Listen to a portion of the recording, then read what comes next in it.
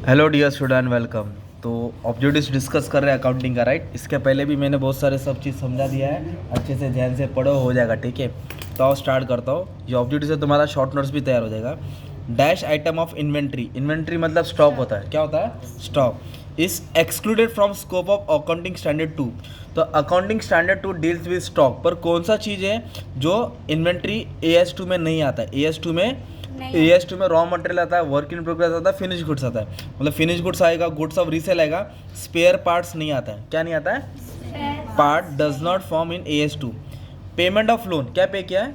Loan का payment. तो कैसा एक्सपेंडिचर? लोन रोज भरते क्या? नहीं। कभी कभार भरते। हाँ। तो कभी कभार को बोलते हैं कैपिटल एक्सपेंडिचर, कभी कभार को क्या बोलते हैं? Capital expenditure. डिविडेंड क्या वर्ड है? अगर आप घर भाड़े पे देंगे तो क्या आएगा? रेंट आएगा। रेंट आएगा। तो रियल एस्टेट पर रेंट आता है ना। हाँ, डिविडेंड मतलब गोल्ड पे इंटरेस्ट मिलेगा। हाँ, तो डिविडेंड किस पे मिलता है? शेयर्स पे। डिविडेंड किस पे मिलेगा? शेयर्स पे। ठीक है। हाँ हाँ हाँ, डिविडेंड शेयर पे। आउटस्टैंडिंग एक्सपेंस क्या वर्ड है? उसको हमेशा लायबिलिटी साइड लिखा जाता है, और प्रीपेड एक्सपेंस को एसेट साइड। प्रीपेड एक्सपेंस को एसेट साइड और आउटस्टैंडिंग को लायबिलिटी साइड। फिर बोला है in department account dash is debited to general profit and loss account. जो general profit and loss account होता है उसमें सैलरी, रेंट वो सब नहीं आता है। कुछ आइटम को अलग से शो करना पड़ता है ना। इंटरेस्ट ऑन लोन आएगा, क्या आएगा? ऑडिट फीस आएगा, क्या आएगा? और एक आता है इंश्योरेंस, क्या आएगा? इंश्योरेंस। किस में आता है वो? General profit and loss account. Title of goods sold on hire purchase pass on payment of dash.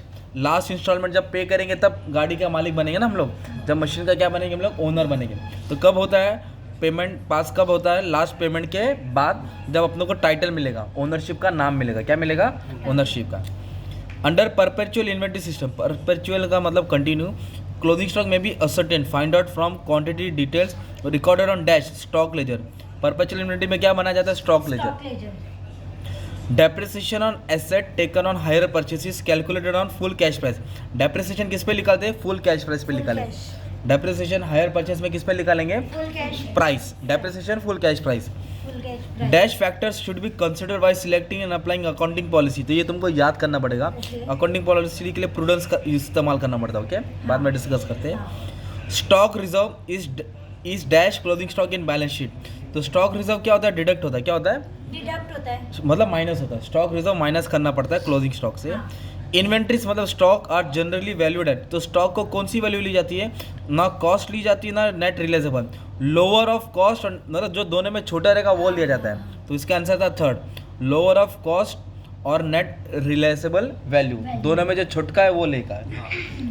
Dash is a total amount payable by hirer which is made up of cash price of asset plus interest. उसको बोलते हैं hire purchase price. क्या बोलते हैं इसको? Higher आया तो hire purchase. मतलब वो क्या होता है? गाड़ी का 80,000 भी देता है, 20,000 इंटरेस्ट भी देता है, दोनों पे करता है ना।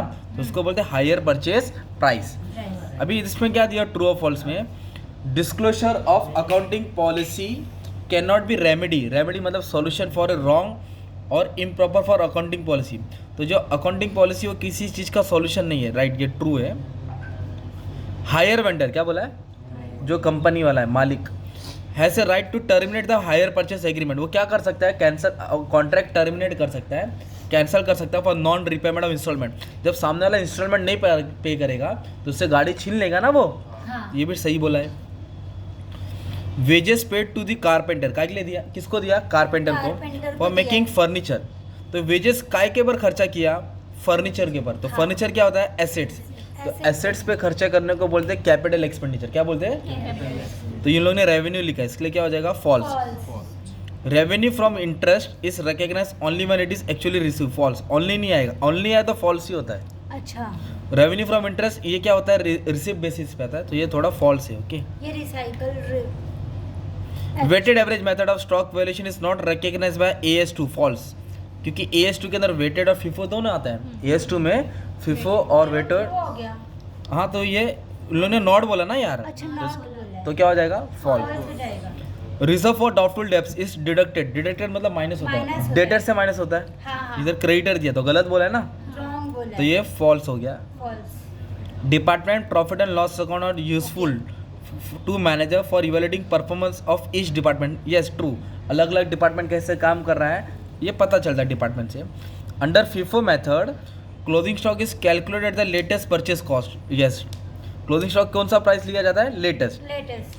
ओवर वैल्यूशन ऑफ इन्वेंट्री, मतलब इन्वेंट्री ज़्यादा हो गया है, leads to higher profit and larger current asset. True, ज़्यादा होने से ज़्यादा दिखता है.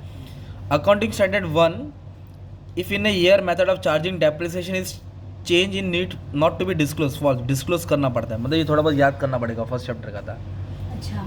Higher purchase is an agreement between vendor and agent. False, vendor और एजेंट नहीं, वेंडर और हायरी, वेंडर और हायरी. हायरर और हायरी के बीच में कॉन्ट्रैक्ट होता है, एजेंट के बीच में नहीं. फॉल्स हो गया वो तो. ये फॉल्स है. Fix asset are stated at historical cost, पुराना कॉस्ट लिया जाता है और डेप्रिसिएशन लेस किया जाता है. हाँ, बैलेंस शीट सही बोला इन्होंने. क्या बोला है? बोला? सही. फिक्स एसेट को पुराना कॉस्ट पे डेप्रिसिएशन कम करके ही दिखाया जाता है ना यार, तो ट्रू है. हिस्टोरिकल मतलब पुराना, हिस्टोरिकल बोले तो. पुराना. तो ये 20 मार्क का ऑब्जेक्टिव्स हो गया और शॉर्ट नोट भी डिस्कस किया है, सम भी सॉल्व कर दिया है. You can check in the playlist. All the best for your exam.